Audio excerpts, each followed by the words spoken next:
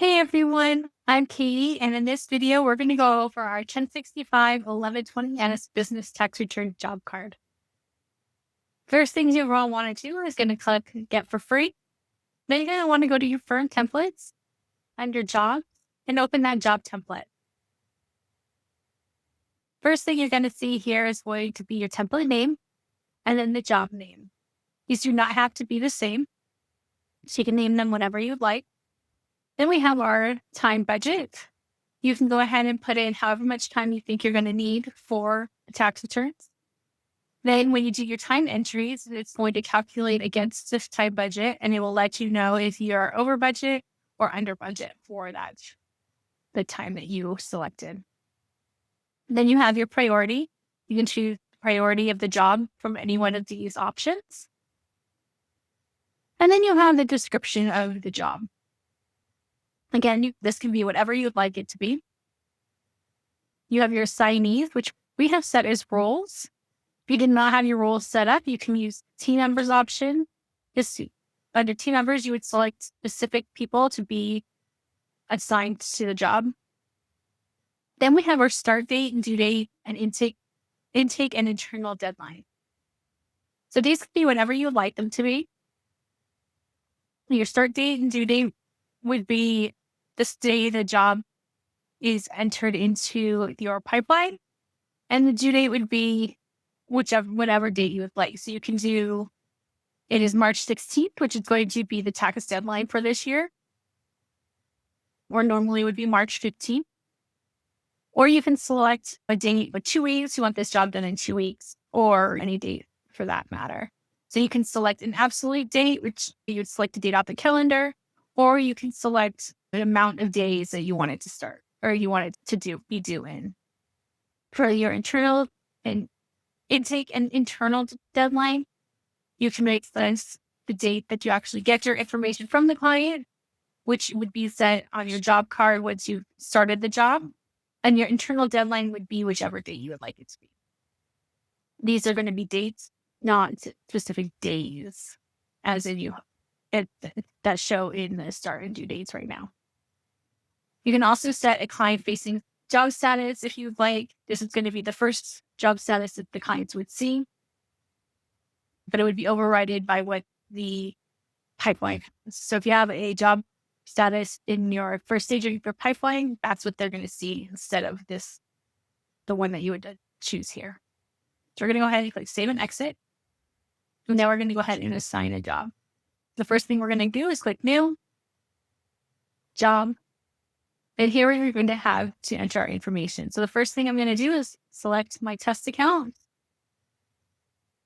But when you select the pipeline I want to use, it's going to start at the stage of engagement letters and organizer.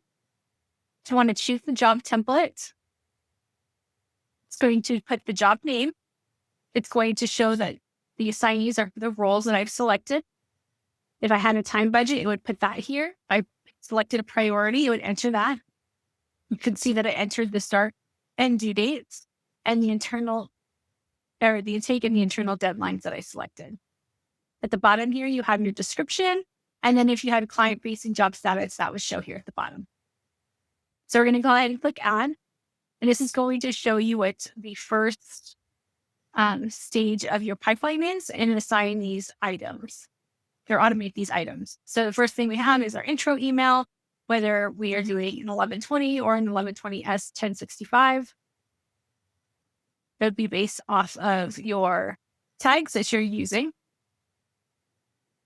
You would send in a proposal and an organizer, and then you would update your client-facing status to waiting for client. So we're going to go ahead and select Move. Going to assign all of that and open our full job card. So here in your job card, you're going to see all of your tags. You're going to see the pipeline and the stage that your job is in.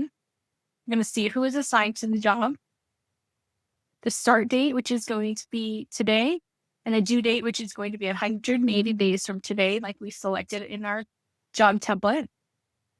It's going to then show our internal deadline, which is our tax due date this year. It's going to show our description. And as we scroll down, it's going to show our client-facing status and then a place where we can put comments related to our job. On the other side, it's going to show everything that is linked to our job card. Now, you want to think of this job card as a manila folder where we put everything related to this job or to our tax returns in the folder. So everything that is part of the pipeline is going to automatically link into this and will show here in your job card. You can also link other items such as notes, client requests, chats, documents that they upload, tasks that you assign outside of your pipeline, any time entries that you have, etc. You can also link ones that have already been sent that have not been linked yet. And then you would go ahead and want to click save and exit to save this job card. And then when you go to your workflow and go to your pipeline, we're going to go to our business return pipeline. And here you're going to see that job card for you. You can go ahead and click on it and it will open back up so that you can add any comments or link any items or add any new items to your job.